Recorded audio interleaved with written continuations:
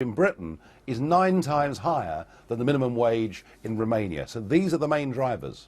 The figures for people coming in from the EU actually slightly lower than non-EU migrants, but only just. I mean, would you agree with the Institute of Directors, though, when it says that this drive by the government to bring down the net migration figure is damaging business because the people with the right skills aren't getting through? Well, there is a partial truth in that.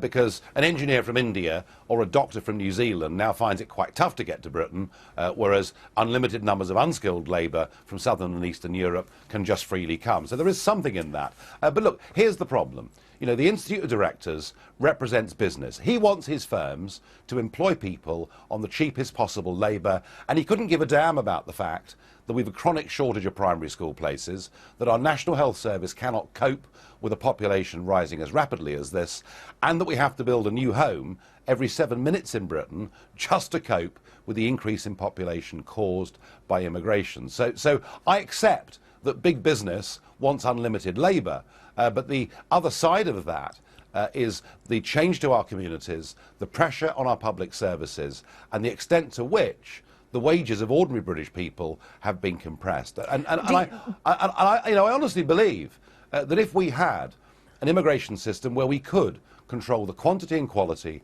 of who comes to Britain, your programme would not need to discuss immigration ever again, because we'd all feel fairly happy with it. A short while ago, though, your colleague Stephen Wolfe was talking about the idea of zero immigration for low-skilled workers for 5 years to bring about a rebalancing, but that's still not going to address the issue of people coming from within the EU who are low-skilled, is it? We have a big opportunity as far as the EU debate is concerned. The government and the previous government have always denied the truth. They've always said we do have control over who comes to Britain from Europe, when of course the truth is that we don't. However, if the Prime Minister is going through a renegotiation of Britain's membership of the European Union, if he's going to convince us to vote yes, then what he needs to do is to change his tack and to put free movement of people and our ability to control our borders at the centrepiece of that renegotiation.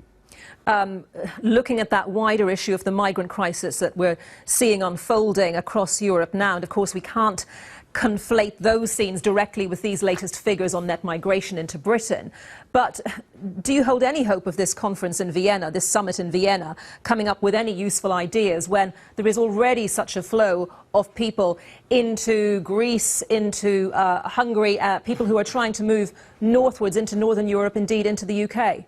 Yeah, I mean, I spoke on this in April, face to face with Mr. Juncker, the President of the European Commission, in April.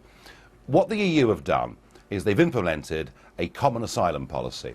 The difficulty with it is that the terms of who qualifies for asylum are set so broadly that, frankly, it extends to countless millions.